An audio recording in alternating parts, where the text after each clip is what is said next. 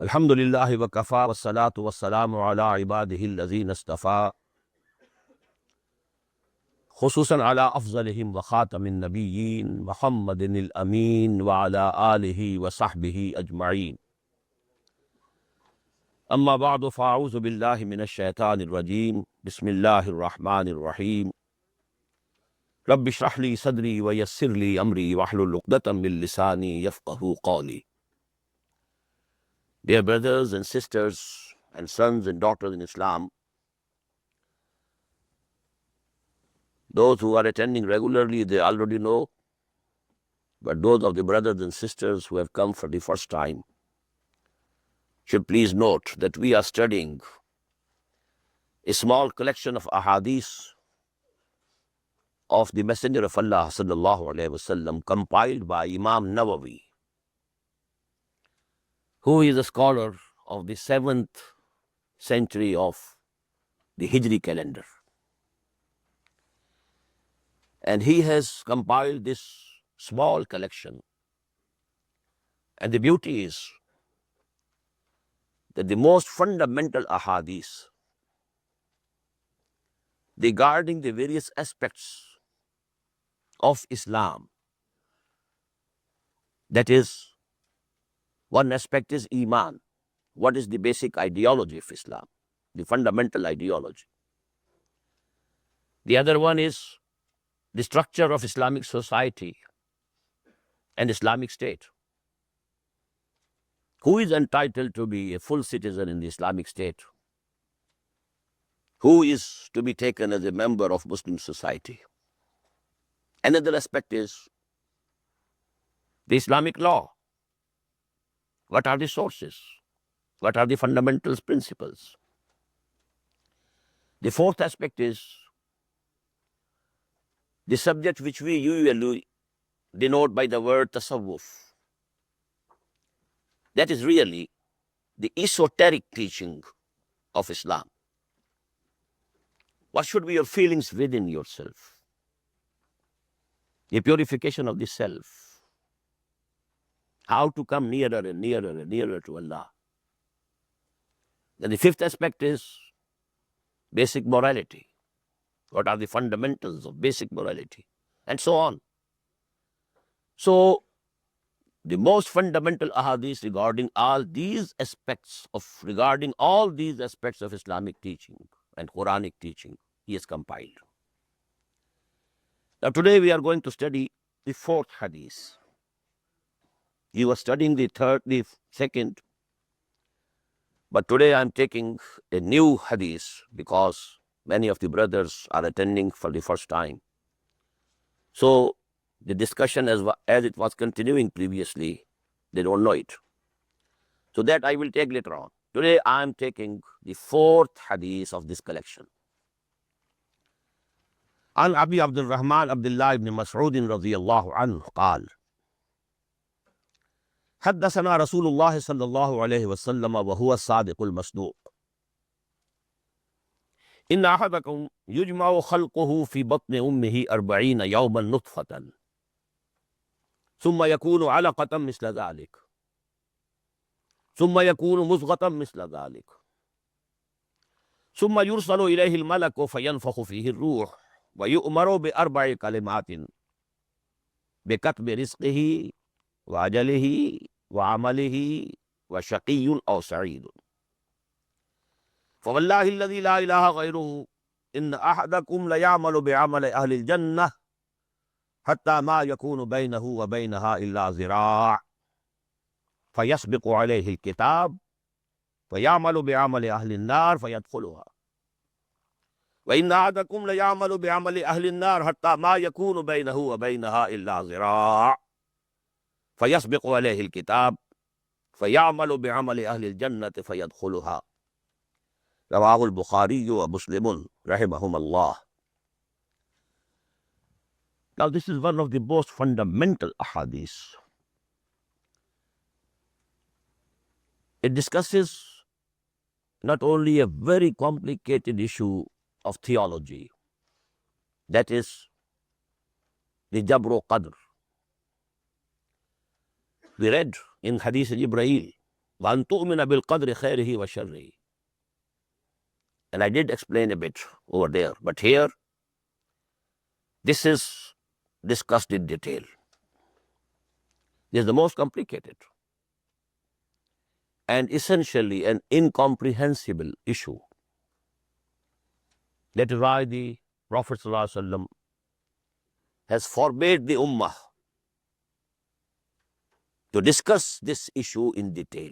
We must have some idea, but we should be contented with that much idea and not go into detail. If you go into detail, you'll be confused. I will narrate the hadith also regarding this forbidding of the Prophet ﷺ. But for me and for this age of ours, this era of human history, for that the more important aspect is the reality of human being, who he is. This is the most fundamental issue. Whether he is an animal only, a slightly more evolved animal than the apes, the gorillas, the chimpanzees, and that the difference between human beings and gorilla, the chimpanzees, is not more than the difference between a donkey and a horse. A donkey, an ass, is a coarse animal. Horse is a refined animal. That's all. What's the basic difference between the two? They can crossbreed even. So, the same is the difference between these apes and chimpanzees and so on and human beings. This is the basic thought which has permeated the subconscious mind of every human being today. Apparently, howsoever practicing Muslim he might be. Apparently, I'm saying. And because this is the philosophy of today, the domination of Darwinism. In the field of biology, it is threatened, challenged. It's not acceptable. Some people do accept, but mostly it is rejected. But in the realm of philosophy, sociology, this is the accepted truth. And this is one of the fundamental ingredients of the present civilization. What is a human being, an animal? Now this hadith tells us he is something else also. He is an animal, no doubt. Admi zada turfa majunast, as farishta sarishta was heva. This is the couplet from Sheikh Sadi. This human being is a very curious type of mixture. Majun, murakkab. It has a composite or a complex existence. In him, there is an animal, full animal. All the animal instincts are there. The urge to preserve the self, preservation of the self, preservation of the species, the herd instinct, the urge to dominate. All these are animal urges. And they are there fully in human beings also. But there is something else also, another aspect of his existence. As farishta sarishta was hewan. There is a hewan, an animal in it, and a malak, and a farishta. That is also there in it. So because these two, I must say, very difficult issues are dealt with in this hadith, that is why this hadith starts in a very peculiar way. Very extraordinary, very unusual way. The Rawi is, first of all, let me tell you that it is one of the most authentic ahadith of the Prophet. Muttafaqun alayh. The hadith of the Prophet, on the authenticity of which both Imam Bukhari and Imam Muslim agree. This is the highest level of the authenticity of any hadith. It is very close regarding authenticity. It is very close to Quran.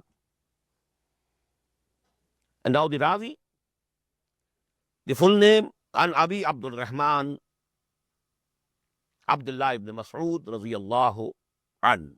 The real name is Abdullah, son of Mas'ud. He is one of the major Sahaba, Kebare Sahaba as we call.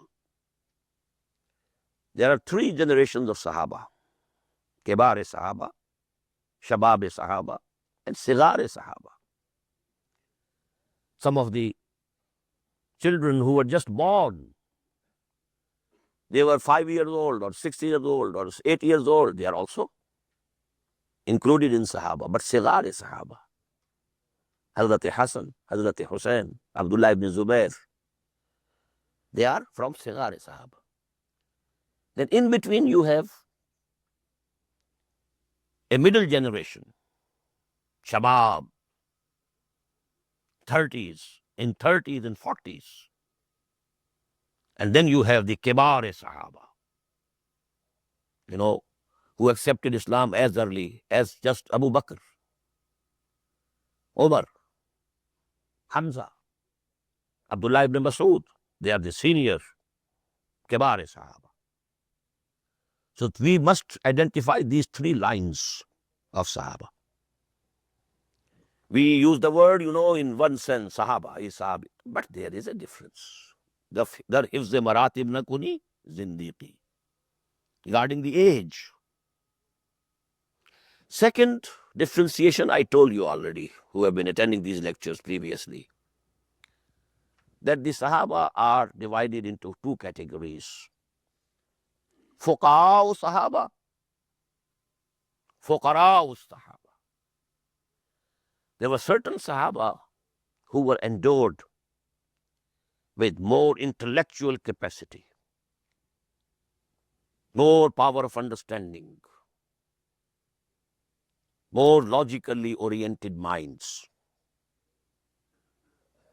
They are called Fuqaha Sahaba, the knowledgeable people who had the real understanding, who could understand the basic principles of Islam.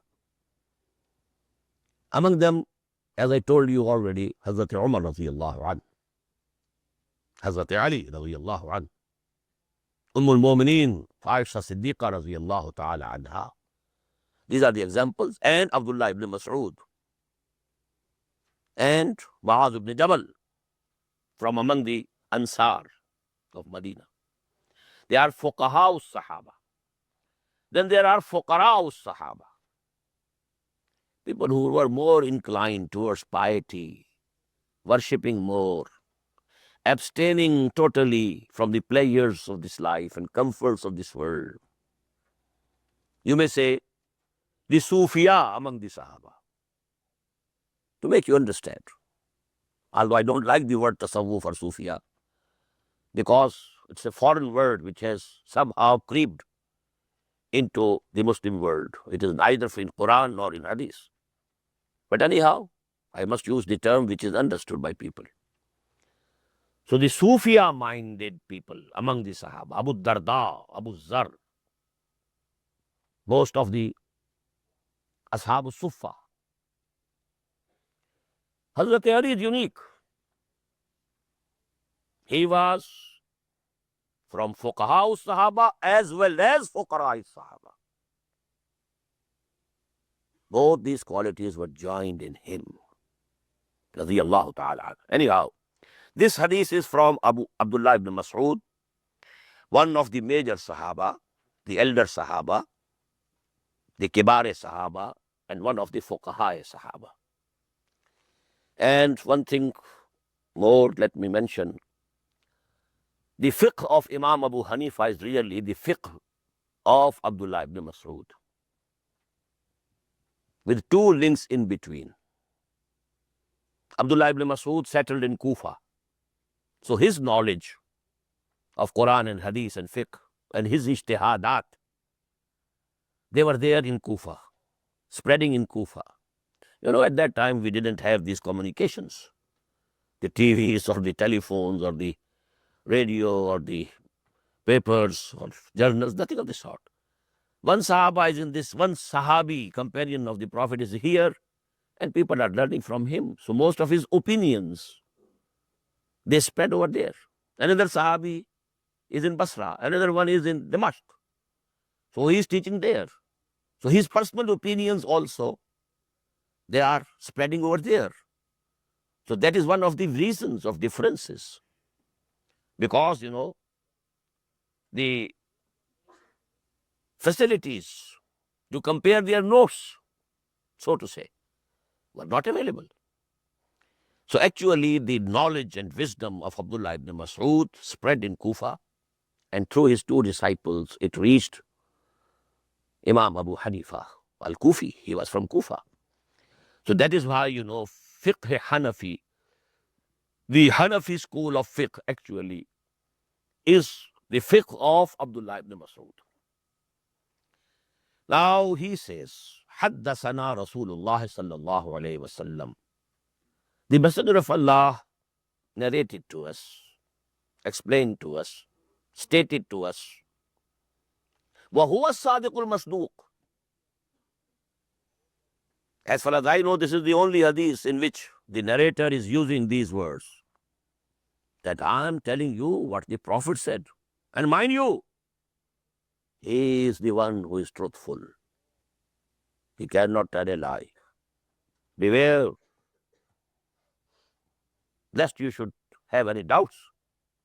Because what he is telling you is somehow beyond your conception or perception. So maybe you tend to disbelieve me, or maybe that shaitan urges you to disbelieve Muhammad sallallahu alayhi wa sallam. So mind you, Haddasana Rasulullah sallallahu alayhi wa sallam wa huwa sadiqul masduq. He is the true one, and his truthfulness is accepted by all, including Allah subhanahu wa ta'ala. Allah is the biggest witness of the truthfulness of Muhammad sallallahu alayhi wa sallam. So it is he who told us this thing, which I am going to tell you now. It is as if I am, explaining what he said. Don't think I am saying it. Inna ahadakum yujma'u khalqahu fi batni ummihi. Verily, every one of you. The literal translation would be one of you, but what it means here is every one of you, every human being, for that matter. His creation is gathered and formed in the womb of his mother. Inna ahadakum yujma'u khalquhu fi batni ummihi. Arba'ina yawman nutfatan. For 40 days, it is in the form of nutfa. Now this word nutfa is used for the spermatic fluid. Min nutfatin iza tumna. So this is the spermatic fluid, and in that now we know there are the sperms, spermatozoa.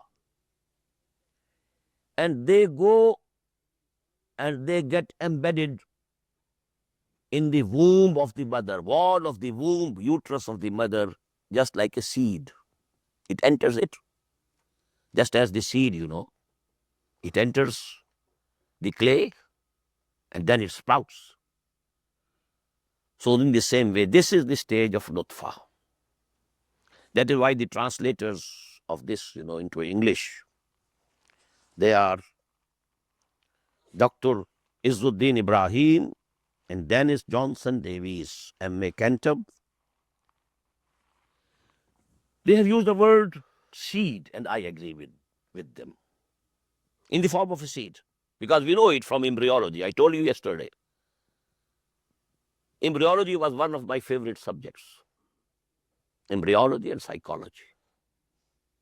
So embryology, we know it today, that for some time this spermatozoon enters, spermatozoon, not only spermatozoon, when it becomes zygote, fertilized, the ovum is there, and spermatozoon goes there, they unite, and then they get embedded like a seed in the earth.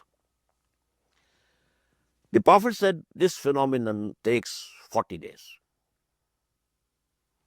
Summa yakunu alaqatan misla dhalik. Then this embryo remains as an alaqa, Misla dhalik for the same period, another 40 days. Now this alaqa, this word could not be understood by the former translators of Quran because they didn't have the microscope. They never had dissected the human body. They never knew what happens inside the womb of the mother. Because if there is miscarriage, some clots of blood were passed. So they thought that this alaqa means a clot of blood. This is wrong. We don't blame them. They belong to an age where the human knowledge was still in primordial stage. We can't blame them. The strange thing is that the Arabic language is peculiar, that the root of any word, it has always a connection with all the derivatives from that root. Just like as a tree, even the leaf of the tree is connected to the root. In the same way, from a root, ilm and lam meen, you can frame 1,000 words. But the connection with ilm will remain over there. Alaq. We have words which we use in Urdu, ta'alluq, mu'allaq. What do you mean by that? Mu'allaq, something which is hanging. Alaqa. And lam qaf. Alaq. So actually, this is the second stage of embryonic development. When this zygote had multiplied and multiplied and multiplied, then it comes out. It appears on the surface of the inner surface of the uterus, of the womb, wall of the womb of the mother, and then hangs like, it is a hanging thing, just like a leech which sticks to your body, your skin, and sucks blood. So this is the second stage, alaqa. Now these two gentlemen also, because I think they don't have any background of science, that is why they have also translated this as a clot of blood, the same as our former mutarjimeen and mufassirin, they have always alaqa. But if you question what is the literary and literal connection between alaq and blood or clot of blood, dam, but it is not so, no connection whatsoever. Alaqa. Now we know it today.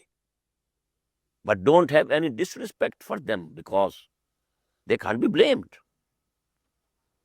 This I'll be explaining in detail this evening, inshallah, in my lecture. What is tadabbur? And what are the conditions for tadabbur in Quran? You must have a full comprehension of the dimensions of human knowledge of your age. It is like a ball. You can put the knowledge of Quran into the ball, but if the ball is small, you can put only a little. If the ball is large, you can have more. If you have a bigger utensil, you can have more. And this ball of your understanding is made of the physical sciences, intellectual sciences. Then now into this you pour the wisdom of Quran. If your ball is the same as was 10 centuries ago, you will not be able to understand the Quran of today. You might be wondering, Quran of today. The text of the Quran is the same as it was 1400 years ago.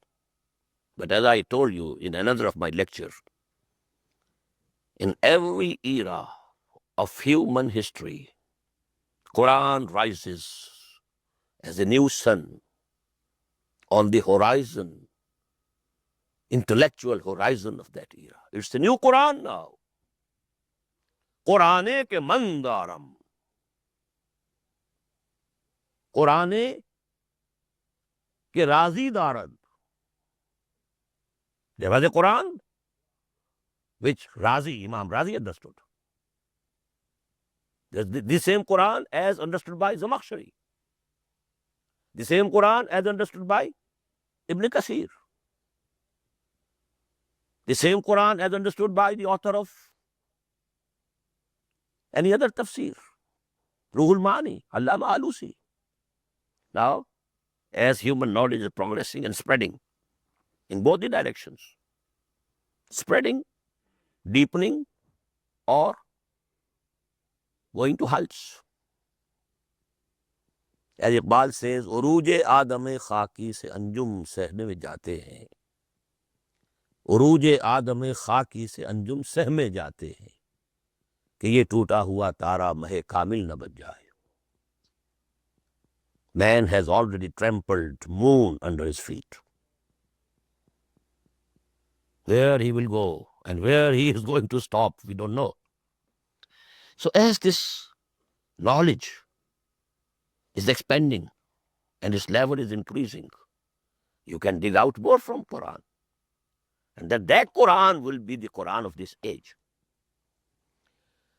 So here, we don't blame and we shouldn't be disrespectful to the former Mufassirin or Mutarjimeen if they have translated it as a clot of blood. No. The second stage is a hanging thing, something hanging and clinging to the wall of the uterus of the mother, like a leech. Summa yakunu buzghatan misla zalik. And then for the same period, for 40 days as nutfa, 40 days as alaqa, and again 40 days as a muzgha. Muzgha they have translated as a morsel of flesh. Now it becomes, just like flesh. These are 120 days in all. And then something strange happens. Summa yursalu ilayhi al-malaku. Then the angel is sent to that embryo. فَيَنْفُخُ فِيهِ الرُّوحِ. And then he blows into it the spirit. Now, most of the former Mufassirin and ulama and exegetes, including these two, have translated it. Then blow into him, into the embryo, the life, breath of life. Absolutely wrong. Now we know, even the spermatozoon was not dead. It was very active, actively moving, living thing. The ovum coming from the mother, that was also not dead. A living cell. The zygote is not dead. It is multiplying. One cell giving birth to millions of cells. But this is not dead, living. Life is already there. So this is something else. This is the spirit, not life. The differentiation and distinction between these two is the fundamental issue of the wisdom of Quran, which must be understood today. As I told you before, man has a composite existence. He is a full animal. And on that side, he is the highest evolved animal. But he is an animal. No doubt. All the instincts are there. And if about this aspect of human existence somebody accepts Darwin's theory or some other theory, well, it will be questioned or assessed on the academic basis. But even if somebody accepts it, there's nothing wrong. It's not against Iman. But if one thinks that this is the only existence of man, then it is the biggest blunder. The real man is something else. The real man who was the vicegerent of Allah, before whom all the angels were ordered to prostrate. all the angels, including Jibreel. فَسَجَدَ الْمَلَائِكَةُ كُلُّهُمْ أَجْمَعُونَ. 3 words. Al-Malaika, Labul Hasm. All the angels prostrated. Again, mind you, kulluhum, all of them. Again, mind you, ajma'un. This man is something else. This is not that Homo sapiens. This is not the animal aspect of man. The spirits of all human beings were created much before the creation of this universe. Mind you, my words, much before the creations of the universe. Because the science today has reached only up to the Big Bang. There was a big explosion, and out of that explosion, particles which were extremely hot, trillions and trillions degrees Fahrenheit temperature, extremely small particles came into existence. Then they joined together to make fireballs, so to say. Science has reached up till this stage only. Prior to this, what was happening, they don't know, we can't know through science. The first kun was not this Big Bang. The first kun that came out, as I told you, kharaja min il, the prophetic words. When I say something, something comes out of me. It was in my mind. Then I say it out.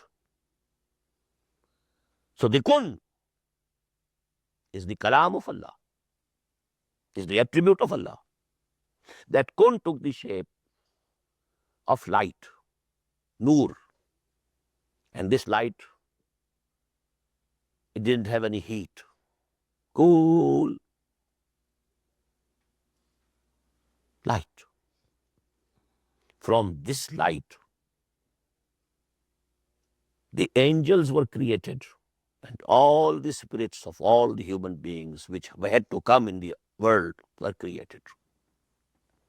There are ahadith to the effect that the angels were created out of light. It is not mentioned in the Quran how they were created and what was the matter of the creation. Human beings created out of clay.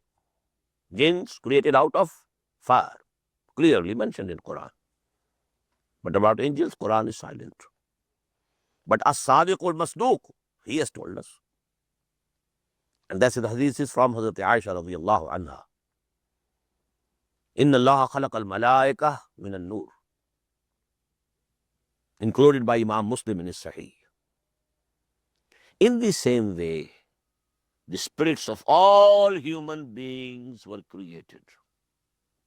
Also from the same substance, nur. But that nur, which didn't have any heat. Then among a part of that nur, another explosion took place. That was the second kun. And from here, our physics starts. Then those fireballs, extremely hot. At this stage, the jinns were created. وَالْجَانَّ خَلَقْنَاهُ مِنْ قَبْلِ. Before human beings, he had already created the jinnis. مِنْ نَارِ السُّمُومِ. Fire. And then these fireballs, one of the fireballs, to cut a long story short, it started cooling down. Vapors came out of it, gases. They enveloped it. On the one hand, a clay, the crust of the earth, is coming into existence. On the other side, the vapors which had gone out of this very thing, the gases, hydrogen and oxygen, They are joining together to make water in the atmosphere. And then for thousands and thousands of years, it was raining and raining and raining. And so came into existence the oceans. And now on the coasts of the oceans, there was continuous interaction of the clay of the earth with the water. Water receding, again coming. It's getting wet, again it's dry. Again water is coming, again receding, and so on. This process, it is here that life started on this planet. Both science and Quran agree. Water is the source of life. من الماء خلقنا من الماء كل شيء حي. Everything which has life was created from water. But the second substance is min turab. Inna khalaqnakum min turab. Then somewhere you find teen. Teen is when turab and water mix together. It becomes gara, teen. Then you know there is some sort of fermentation in that teen. And this fermentation gives birth to life. Teenin lazib. Hamaim masnool. And when it dries, it becomes salsalin kal fakhar. Salsalin min hamaim masnool. 6 modes of expression in Quran to denote the substance of creation. But the life therein came by water. And this was the process, coming one after the other, from the lower forms of life to the higher forms of life. Either they are emerging from the former, or Allah is creating them independently. Either it is evolution or it is mutation, whatever it is by the command of Allah. But then you know, the highest form of animal life on this planet, the Homo sapiens, who stands on top of the evolution tree according to biology, Homo sapiens, he came into existence. And then one of them was chosen. Inna Allah astafa Adama wa Nuhan wa ala Ibrahima wa ala Imran ala alamin. Istafa Adama. What does it mean? Istifa means to select and to choose. And you will always have Allah after it. Istafa Adama wa Nuhan wa ala Ibrahima wa ala Imrana ala al-alamin.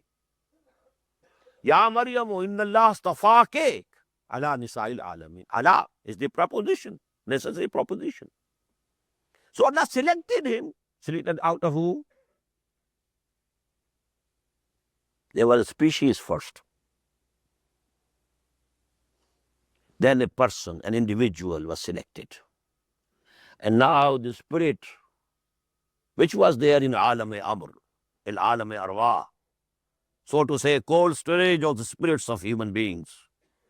From that, the soul, the spirit, was blown into that individual Homo sapiens, and he became Adam. And that is why Allah says at 2 places in Quran,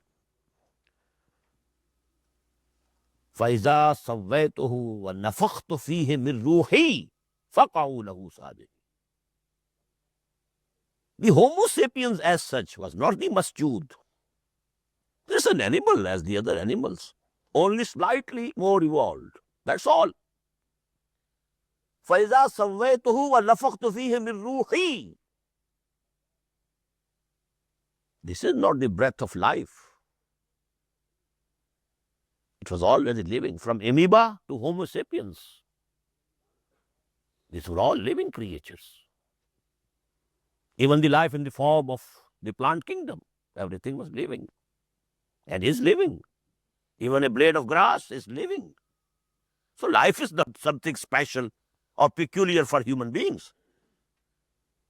It was that ruh which Allah says, my ruh.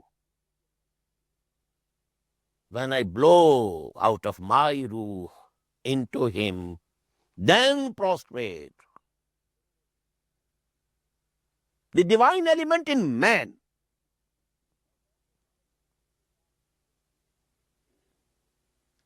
है ज़ौक़ तजल्ली भी इसी खाक में पिन्हा, गाफिल तो निरा साहिब इदराक नहीं है।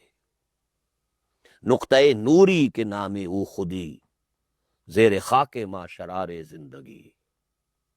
Even the Western philosophers, they have identified there is something in man which doesn't belong to this world. The divine spark. This is how do they express it. The divine spark in man. No animal would be ready to share whatever he has with another animal. A dog will never share. The other dog will have to fight and then take out of his share something. Human being, although he is hungry and he has only one loaf of bread, but maybe if another hungry person approaches him, he gives the half or quarter to him. No animal would do it. What's the source of this? There are people who are animals, not men. They will refuse, go away. For them, Quran says, أُولَٰئِكَ كَالْأَنْعَامِ بَلْ هُمْ أَضَلُّ لَهُمْ قُلُوبٌ لَا يَفْقَهُونَ بِهَا وَلَهُمْ أَعْيُنٌ لَا يُبْصِرُونَ بِهَا وَلَهُمْ آذَانٌ لَا يَسْمَعُونَ بِهَا أُولَٰئِكَ كَالْأَنْعَامِ بَلْ هُمْ أَضَلُّ. But everybody knows there are people in every community, everywhere, every part of the world, every society who would be ready to share the little they have with their fellow human beings. Wherefrom is this act emerging? No animal instinct can explain. There is the divine spark in man. So that ruh was added. About these arwah we have ahadith. Al-arwahu juludun mujannada. You know, there might be trillions and trillions of these arwah which were created at that time, and they were grouped. Juludun mujannada, armies. They were put in the cold storage. And these were these arwah from which Allah took the covenant. Alastu bi rabbikum? Qalu bala. Shahidna. Am I not your Lord? And they said, why not? We testify to it. You are our Lord. That is pre-physical universe. That is why I said the human spirits were created before this universe. And there is no problem for me, at least, to accept that maybe the first ruh to be created was of Muhammad sallallahu alaihi wasallam, which is called Noor of Muhammad, because these arwah, they were created out of Noor, just as the angels were created out of Noor. So my ruh was Noor of Isra, and his ruh was Muhammad sallallahu alaihi wasallam. And this was the most complete. So there's nothing wrong. Because those ahadith are not accepted by muhaddithin regarding their authenticity of riwayah. But most of the philosophers, exegetes, and especially the mystics and the Sufis, they accept. أَوَّلَ مَا خَلَقَ اللَّهُ نُورِي. The first thing that Allah created was my Noor. What does it mean? My ruh. There's nothing very big. Something was first to be created. Either it could be first Jibreel or first the ruh of Adam. But because this all belongs to the Alam Arwah, it's just possible. There's nothing, no shirk in it. No even doubt of shirk in it.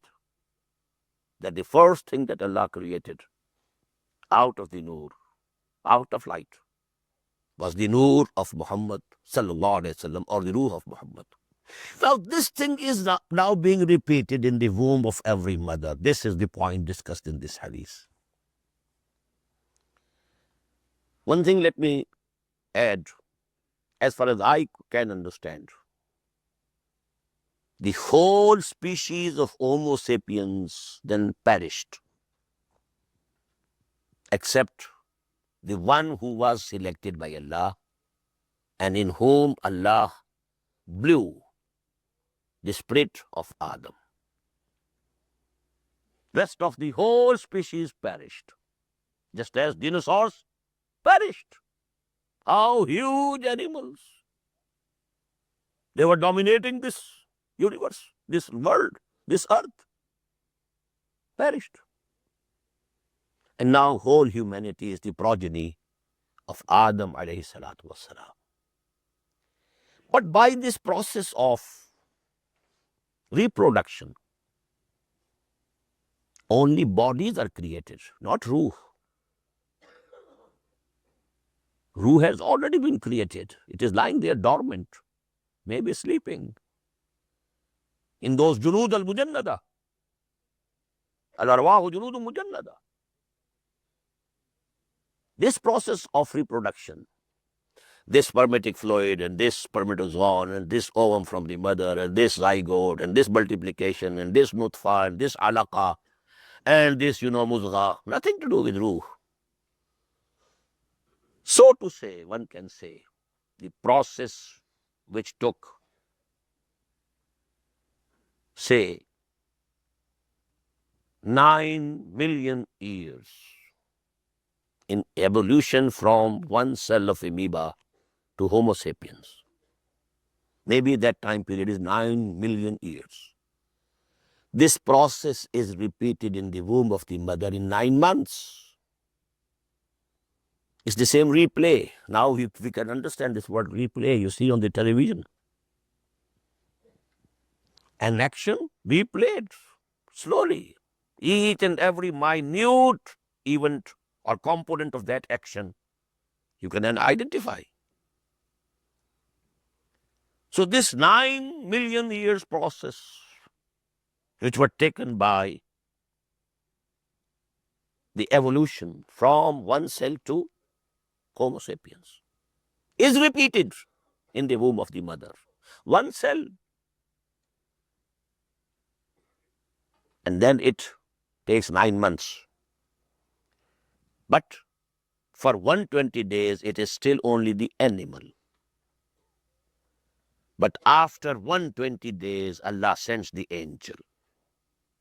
He blows into that embryo not the breath of life. They are mistaken, absolutely mistaken. They are living in some old era of human knowledge. Our self, our aslaf could be excused. But today they cannot be excused. You are living in the 20th century. You must understand the Quran of today. As regards the do's and don'ts of Quran, they are immutable. They can't change. For that we have to go back. Go back to aslaf. Go back not only to Muqalladeen, but Imam Abu Hanifa himself. Why his students? Why not him? Not only Imam Abu Hanifa, why not to Abdullah ibn Mas'ud? And finally, why not to Muhammad sallallahu alaihi wasallam? Go back and back, back and back, back and back.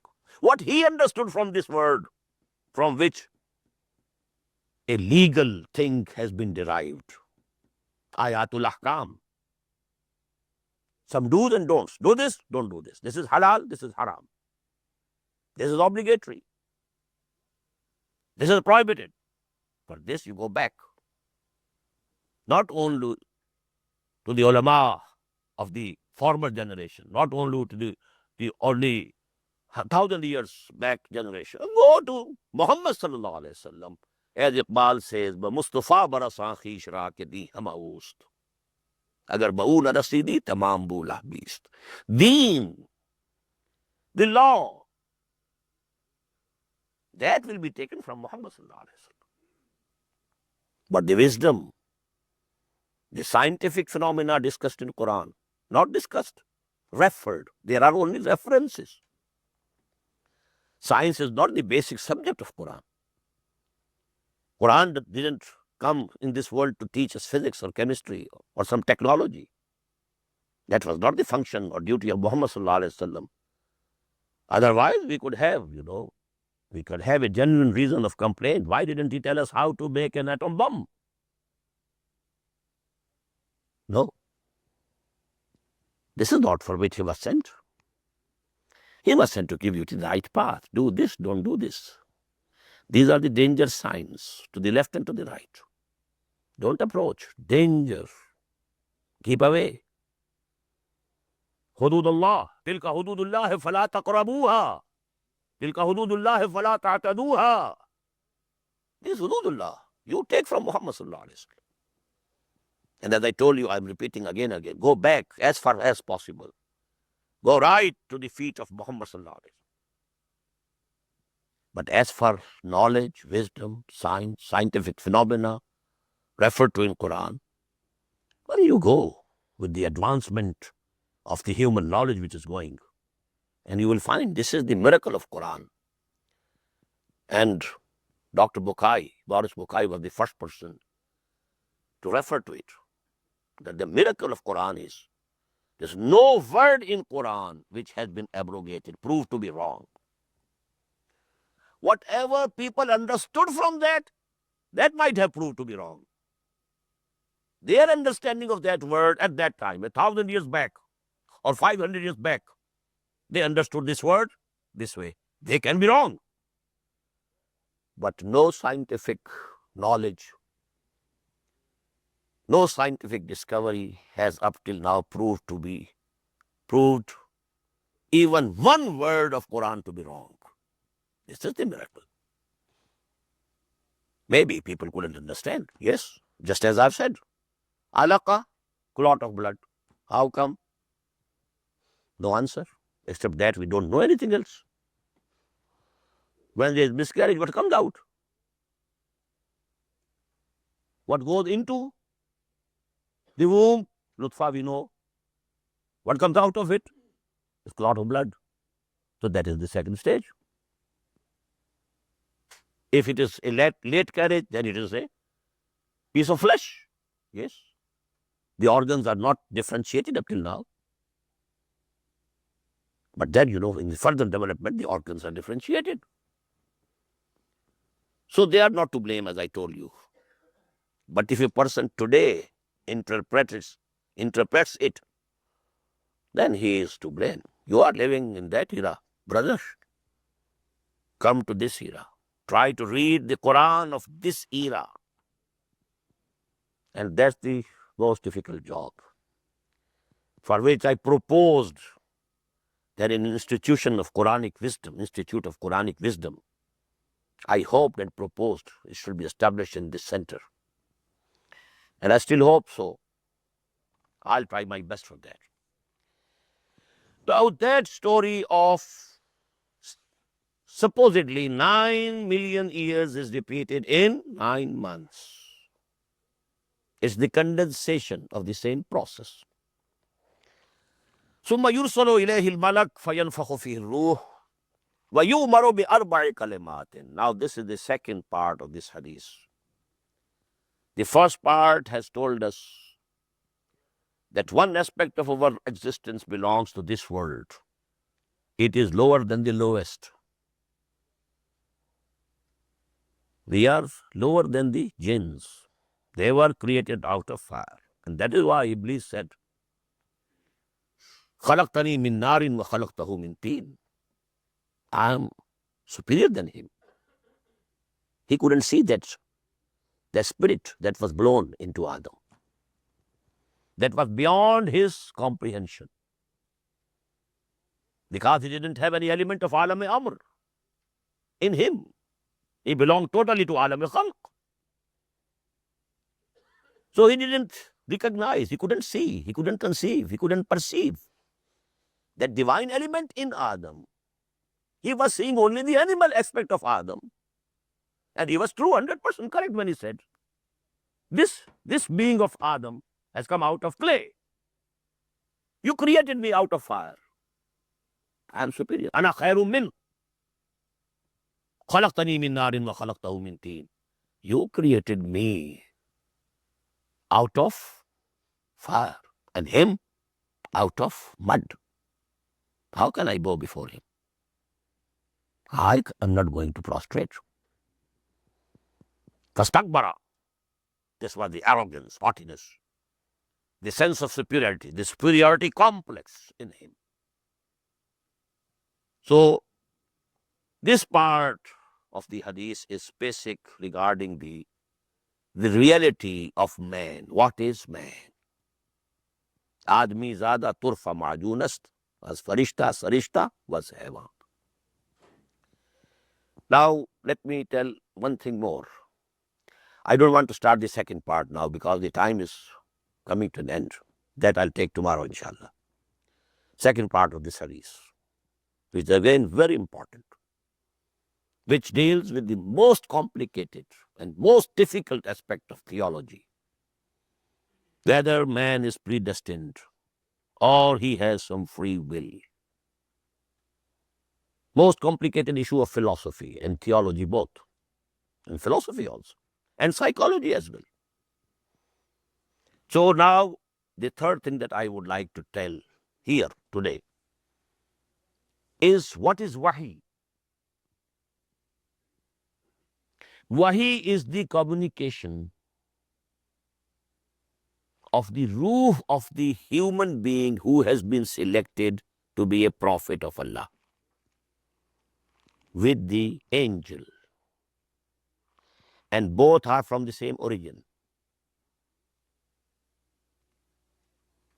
Kulad hamjins, bahamjins, parwas. Malaika were created out of light. The ruh of Isa, Musa, Ibrahim, and Muhammad sallallahu alayhi wasallam, these spirits were also created out of light. Now this communication of this ruh, al-ruh al-Quds,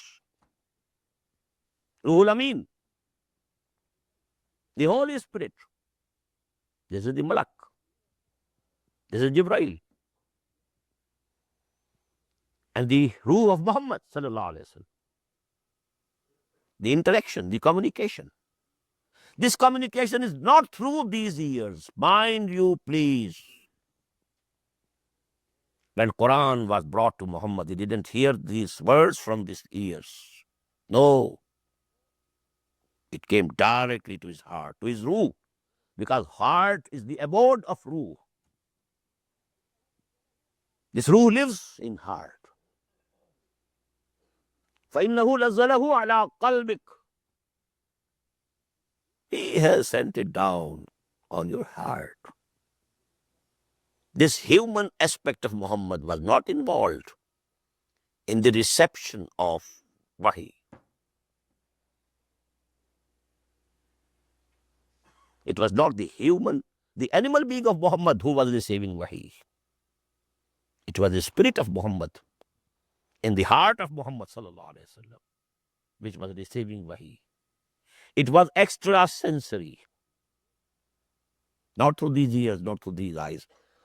At times, Jibreel came in the form of a human being. Yes, at times he came. Just as we have read in Hadith Jibreel. And mostly the Prophet used to recognize him that he is Jibreel actually. But that is not called wahi. This Hadith Jibreel is not included in Quran. The wahi of Quran was the communication of Ruhul Amin with the ruh of Muhammad sallallahu alaihi wasallam. And that is why ruh is called, wahi is also called in Quran, ruh. And these are the only three uses of the word ruh in Quran. For the Malaika, Ruhul Amin, Ruhul Quds, Ar-Ruh. And for the arwah of human beings.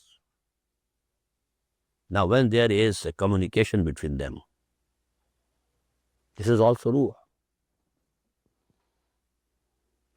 وَكَذَلِكَ أَنزَلْنَا إِلَيْكَ رُوحًا مِّنْ أَمْرِنَا مَا كُنْتَ تَدْرِي مَا الْكِتَابُ وَلَا الْإِيمَانُ وَلَكِنْ جَعَلْنَاهُ نُورًا نَهْدِي بِهِ مَن نَّشَاءُ مِنْ عِبَادِنَا وَإِنَّكَ لَتَهْدِي إِلَىٰ صِرَاطٍ مُّسْتَقِيمٍ. We have sent down to you a ruh from our Amr. That is Quran. You never knew what is Iman and what is the law, what is Sharia, before you received this ruh. وَلَكِنْ جَعَلْنَاهُ نُورًا. We have made this ruh, this Quran, the nur, the light. نَهْدِي بِهِ مَنْ نَشَاءُ مِنْ عِبَادِنَا. We guide whomsoever we wish by this nur. نَهْدِي بِهِ مَنْ نَشَاءُ مِنْ عِبَادِنَا. And now that you have received this Quran, you have imbibed this Quran, you have absorbed this Quran, and this Quran has permeated through your whole personality. Now you are the guidance. وَإِنَّكَ لَتَهْدِي إِلَىٰ صِرَاطٍ مُسْتَقِيمٍ.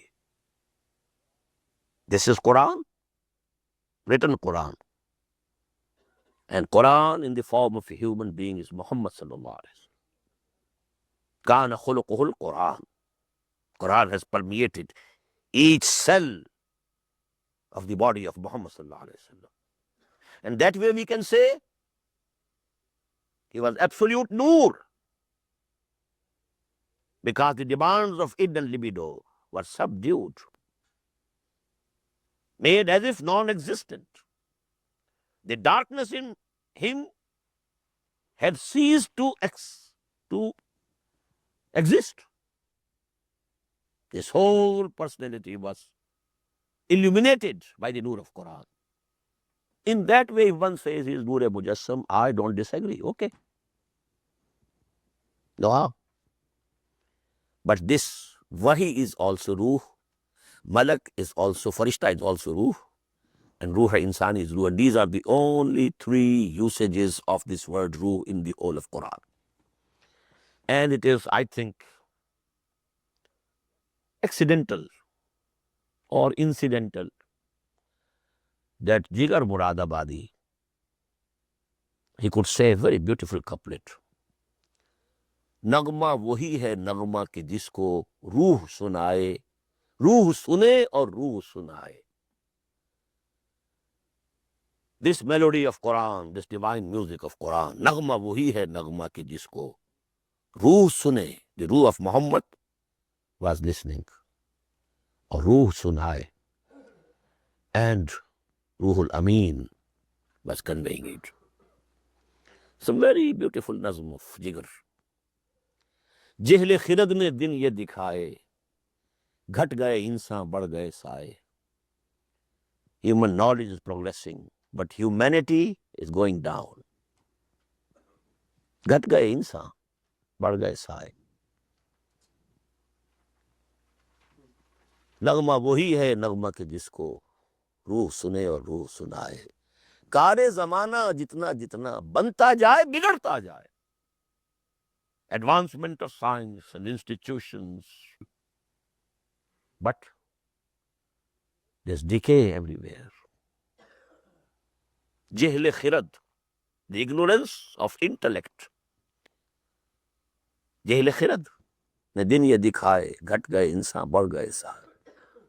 Kare zamana jitna jitna banta jaye, bigadta jaye. The last days of Jigar were very good. He had stopped. He had made tawbah from drinking, and he didn't really become a Sufi, so to say, a Sufi, near the end of his life. Barakallahu li wa lakum fil Quran al-Azim, wa nafa'ani wa iyyakum bil ayati wa dhikril hakim.